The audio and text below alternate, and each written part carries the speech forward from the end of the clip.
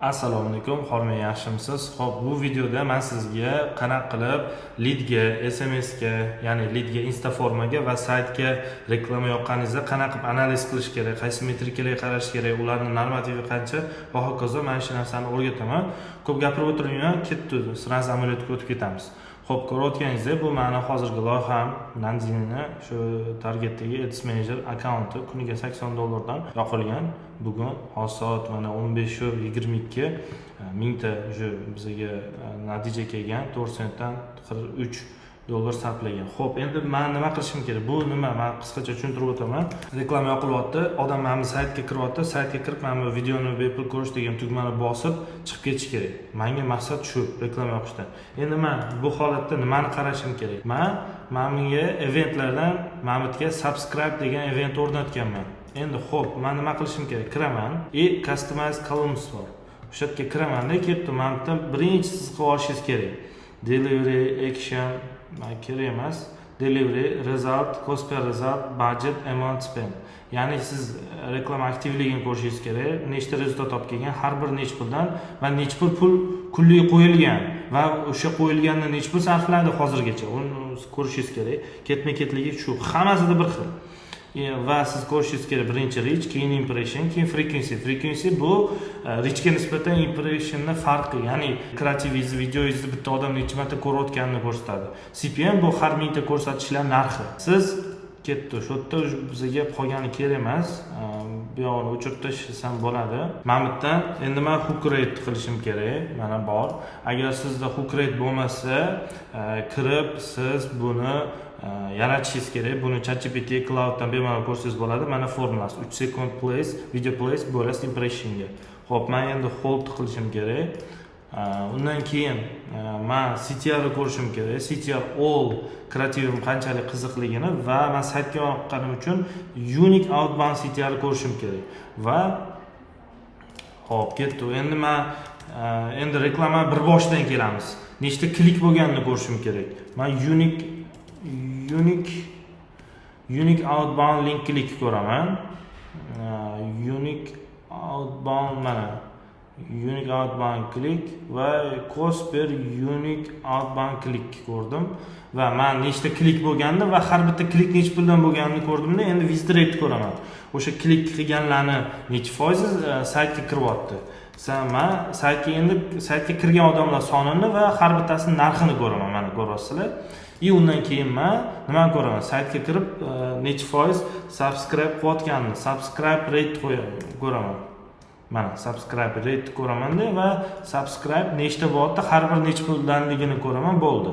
Men Mamutdan saqlab qo'ysam bo'ladi. Men nima VSL воронка metrics deb qo'yaman va save qilaman. Ko'rayotganingizdek. Bo'ldi. Men kiraman. Reklamam aktivmi? Aktiv. Action bo'lib tashlagani qo'shilib qolibdi yana. Result nechta rezultat olib keldi va necha puldan? $80 yoqqandim, $43 sarflabdi. Ha, yaxshi. Значит, ko'p sarflab olmagan. Ba'zan ko'p sarflab oladi, sizlar bilmay qolishingiz ham mumkin. Reach ko'raman 100 ming, 112 ming, 1.6 normalli. Bitta odamga qayta-qayta chiqmayapti reklama. Okey. Men bugunni ko'ryapman. CPM 0.39 yaxshi. Bu o'rtacha 1.5 bo'lish kerak. Bu psixologiya bo'lgani uchun bu menda arzon, zo'r.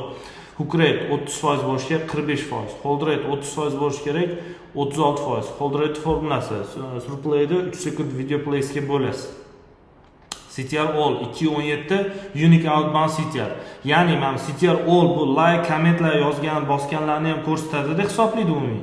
Ammo men esa faqat reklamani ko'rganlar, saytga kirish uchun klik bosganlar foizini ko'rsatadi. Ya'ni menda 1000 ta odam reklamada, shundan 18 tasi menda klik qilayotgan ekan degan xulosani qilsam bo'ladi. Biri 86%. Ya'ni bugun 2000 ta klik bo'lgan, $40 evaziga 2 sentdan har biri va meni 92% saytimga kiryapti. 1852 tasi. 8% yo'qotyapman. Bu normal. Visit rate 90 dan past bo'lsa, ustida ishlash kerak. 90 dan baland bunga teginmayman, men qaramayman. Ketdi. Saytga 1852 ta kirdi 2 sentdan. Endi saytga kirgani 57% tugmani bosyapti. Ya'ni saytga mana odam kirdida 57% ma'muni bosyapti. 100 ta odam kirsa 57 tasi tugmani bosyapti va 1000 tasi bosyapti 4 sentdan aylanyapti. Menga degan bemalol xulosani olsam bo'ladi. Men bu yerda nimani to'g'rilashim kerak? Kreativim zo'r ishlayapti. Hukret holderayotda muammo yo'q. Reklama to'g'ri nastroyga qilingan. Men bitta CPM ni ko'rsam bo'ladi. CPM past, yaxshi, zo'r. Frequency qayta-qayta ko'rsatmayapti, zo'r. CTR'larim, kreativim yaxshi, zo'r. Men kreativga qarayman. Kreativdan o'tib ketdim уже analizda. Уже saytga o'taman. Saytda ochilish tezligi zo'r. Faqat men yana ham rezultatni arzonroq, masalan, mana buni 3 sent qilishim mumkin. Nimaga? Klik 2 sent bo'lar. 3 sent qilishim uchun nima qilishim kerak? Men buni 70% ko'tarishim kerak. Ya'ni saytga kirib headline, sub headlinelar ustida, men tugma, dizayn va hokazo ustida ishlashim kerak degan, men bo'ldi. Zadacha oldim, kiraman, o'shani o'zgartiraman, bo'ldi. Rezultatim yana ham yaxshilab ketaveraman. Tushuntirib oldimmi? Ketdi, endi lead maqsadiga o'tamiz. Lead maqsadiga o'tish uchun nima qilish kerak? Men endi xuddi shunaqa bo'ladi bunda ham. Xuddi shunaqa boshi bir xil keladi-da, faqat men bitta unique CTR bo'lmaydi-da bunda. Unique outbound CTR bo'lmaydi. Bunda visit rate ham bo'lmaydi, landing page bo'lmaydi, subscribe bo'lmaydi. Bo'ldi. CTR all'dan keyin sizlar nima qilishinglar kerak? Qarashinglar kerak unique CTR ga. Mana shu qarashinglar kerak va Mamtan unique linklik Cosper unique linklikka qarashinglar kerak bo'ldi. Bu yerda boshqa sizlar agar anaqaga yoqayotgan bo'lsanglar, Insta formaga yoqayotgan bo'lsanglar, o'sha yerga qarashinglar kerak. Endi bu yo'q tushunarli. Ko'rishinglar kerak. 180. Endi bu yerda boyagidan noto'g'ri ko'rsatadi. Nimaga? Bu saytga yoqilganda chunki. Menda hozir Insta formaga yoqilgan reklamalar yo'q. Shuning uchun men shunda ko'rsatishga majburman. Siz endi o'zingiz bemalol kirib ko'rsangiz bo'ladi. Xo'p, men bitta 180, endi 1950 ta klik bo'lyapti-da, menga 1000 ta natija olib kelyapti. Значит, men formamda nimadir noto'g'ri bilishim kerak. Uni normativi nechta bo'lishi kerak desa, menga nisbatan 60% lead qoldirish kerak. Ya'ni tugmani bosgan 100 ta bo'lsa, 60 ta sizga lead kelgan bo'lishi kerak. Agar undan kam bo'lsa, Insta formani headline, sub headlinelar bo'ladi-yu, o'shaning ustida ishlashingiz kerak. Ichidagi savollarning ustida ishlashingiz kerak bo'ladi. Demak, bu sizga signal. Lekin uni ham men bitta ko'rsatish iloji yo'q bo'lsa, afsuski iloji yo'q. Resultni o'tga tiqib bo'lmaydi. Shuning uchun uni ruchni o'zingiz hisoblaysiz. 1061 da bo'laman 1950 ga. Nima bo'ldi? 54%. Agar men mana shuni Insta formaga yoqqanimda, примерно uncha yomon emas-ku, formam ustida ishlashim kerak, headlinelar ustida ishlashim kerak deydigan xulosani olishim mumkin edi. Tushuntirib oldimmi? Endi kiramiz, edit qilamiz, xuddi shunaqa. Xo'p, SMS ga xuddi shunga qaraysizlar. SMS ga ham xuddi shunaqa. SMS ga ham qaraysizlar. Mashincha masalan 1950 ta odamga SMS bundoq SMS bosganda kimda ochiladi, keyin u yozib jo'natish kerak yo tayyor narsani send qilib jo'natish kerak, to'g'rimi? O'sha nisbati 60% bo'lishi kerak. Masalan, reklamada tugmani bosyapti 100 ta, o'shani sizga SMS kelishi kerak 60 ta. Agar orasidagi farq 60% bo'lmasa, 100 tadan 60 tasi kelmasa, значит siz SMS-sizligi tekstlarni to'g'rilashingiz kerak degan xulosani olsangiz bo'ladi. Mana SMS metrika qo'yib qo'yaman. Mana 15 ta, misol uchun 15 ta klik bo'lyapti 27 sentdan. Menga nechta SMS kelyapti? 8 ta. Давайте. 8 bo'laman 15. 53%. Значит, buni to'g'rilashim kerak. Men endi bugungi xulosani ko'raman, bugungidan xulosa qilmayman, kechagini ko'raylik. Kecha mana masalan 33 ta kelgan. Nechta klik bo'lgan? 50 ta. Nima qilaman? 33 bo'laman 50. Menda 66% chiqyapti. Значит, bu yaxshi. Men SMS haqida o'ylashim kerak emas. Nima SMS yozgansizlar desangiz, ko'rsataman bemalol. Menda hech qanaqa yashirib, qo'chilarga boshqacha o'rgatib, men o'zim boshqacha yoqadigan anaqam yo'q. Mana ko'ryapsizlar mana. Shahboz ushbu variant premium erkaklar soat hozircha 20 narxda sizga qayerga yetkazib berish kerak. Toshkent bo'ylab yetkazish, viloyat bo'ylab yetkazish. Tirs yozadi, keyin community manager bemalol yozib, gaplashib sotib tashlayveradi. Umuman olganda, saytga reklama yoqish, mana leadga reklama yoqish, SMSga reklama yoqish, mana shu jarayonlardan iborat, ya'ni analiz qilish, ya'ni lekin analizda ichida juda ham ko'p narsalar bor. Hozir siz bildingiz.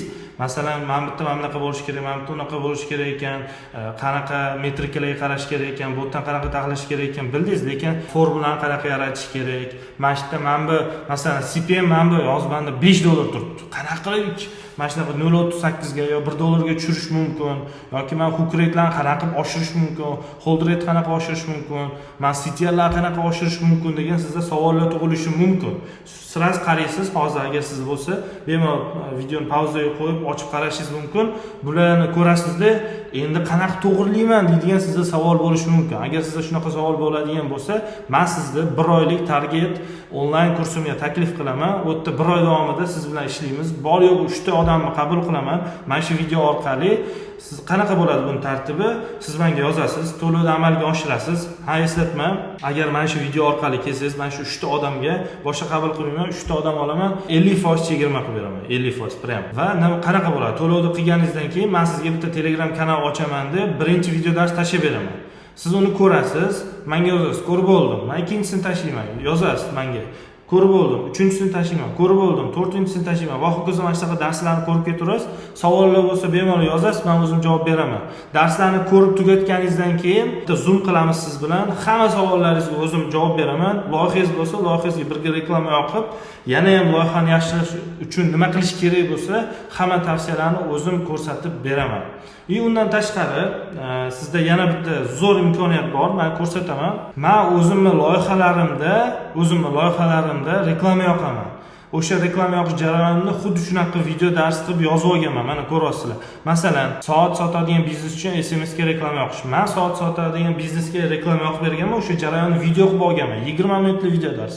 Agar sizda ham mana shu soatga o'xshagan yo umuman qanaqa aksessuar yo hokazo narsalar bo'lsa ham, bemalol mana shuni ko'rib, birga bir yoqib, men bilan bir xil rezultat qila olsangiz bo'ladi.